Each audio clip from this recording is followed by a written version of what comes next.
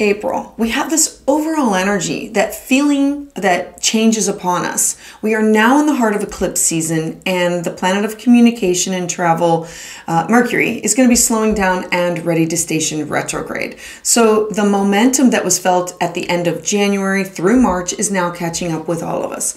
The eclipses, they're course correctors. They're meant to quickly align us back on track where we have basically veered off. This first one will be the start of a new cycle, followed by the ending of an old cycle with the next one. April begins with this big push of Aries energy, the idea of starting or initiating and diving headfirst into things, and then slowly, as the month unfolds, the pace lessens greatly. We begin to settle into more comfortable routines. As each day progresses, we begin to slow down as Mercury finally stations retrograde at the start of eclipse season. What you need to know about your April horoscope. Hi, I'm Patricia Tate with Will of Grace Mystic, and this is your astrology forecast for April 2023. So let's dive in. Libra Sun and Libra Rising. On April 3rd, Mercury is the first to enter the slower pace of Taurus. At this time, expect your mental energy just to slow down over the coming weeks, because Taurus for you is in your 8th house. This is the shared resources. This is your house of transformation, sex, birth, death, rebirth. It's legacies, it's wills, it's the occult. And so your mental energies, they're going to begin to slow down, especially in areas where you need to make decisions and plans.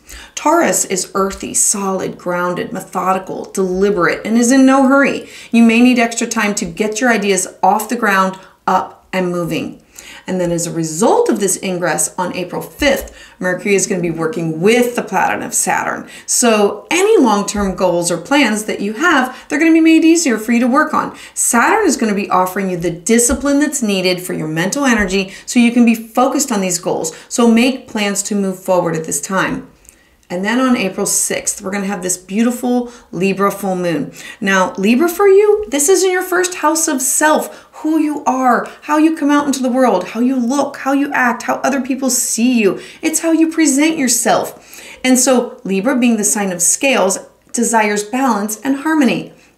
Now, traditionally, this is a time to focus on your relationships and partnerships with others. But at this time, this full moon is going to be revealing or illuminating areas where there may be relationship issues that are off kilter or out of balance with partnerships, clients, one-on-one, best friends, open enemies. It's the U+1 house. And so during this lunation, your desire is going to be focused on finding peace, harmony, and serenity. Are you going to commit and strengthen your bond, or are you going to walk away because it needs to serve you for the higher good?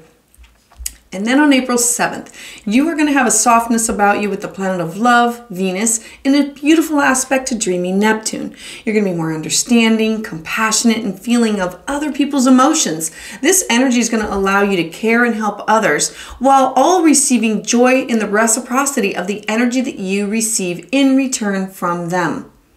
And then on April 8th, the planet of mental energy, Mercury, is going to be in a harmonious aspect to Mars in Cancer. Now, at this time, you can get excited about your future ideas and plans because you're going to be more open to sharing with others your thoughts, Cancer, and then turning them into action, Mars.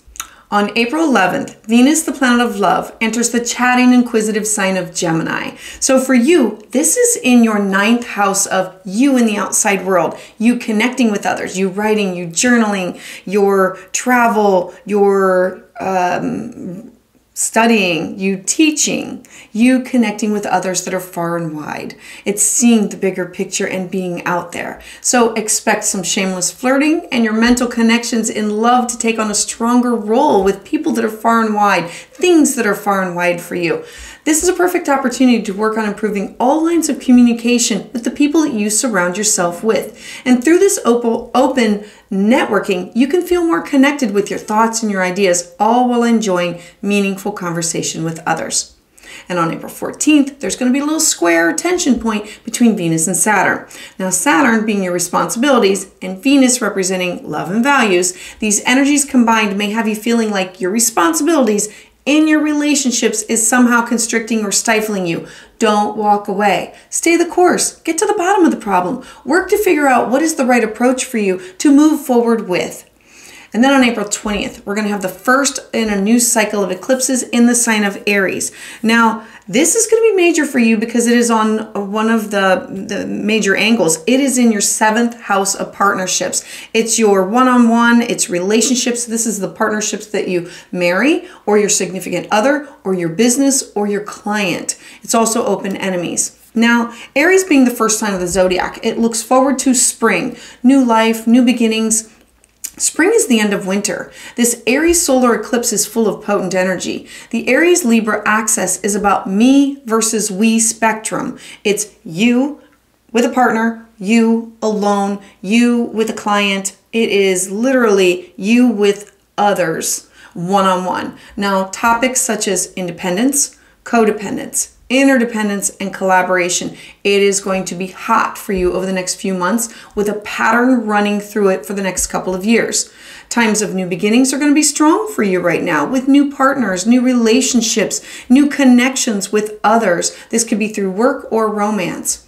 Now, the feeling of being ready to take action, to start anew and begin a new journey, it's going to be amplified. So look for synchronicities of people, places, and things that are going to be coming into your life.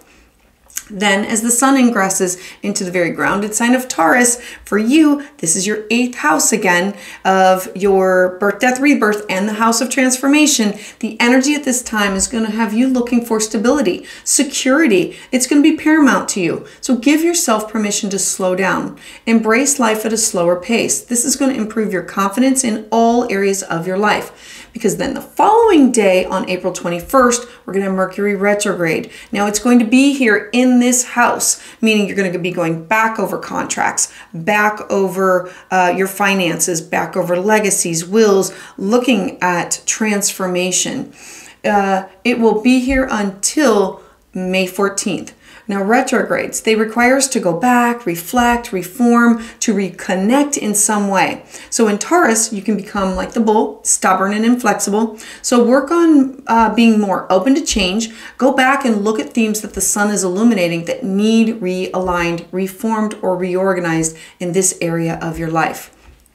And moving forward on April 23rd, expect an opportunity for second chances. And this is fitting for Mercury retrograde because Mercury is in a harmonious aspect to Mars.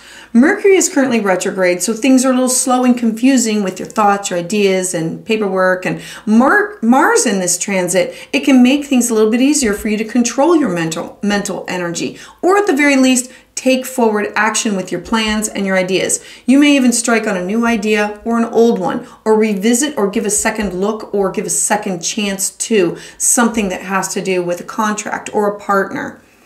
Then on April 29th, there's going to be this harmonious aspect between Mars in Cancer and Uranus in Taurus. So Mars is your passion, your drive. Uranus wants change. So together, this means that change is going to be easier for you to focus on. You can take action and create the changes that you desire and hope for. These actions can get you closer to your dream future, all the while embracing the way that you complete tasks unconventionally. So I would love to hear about how this resonates with you in the comments below. To hear updates as soon as they're released, please subscribe.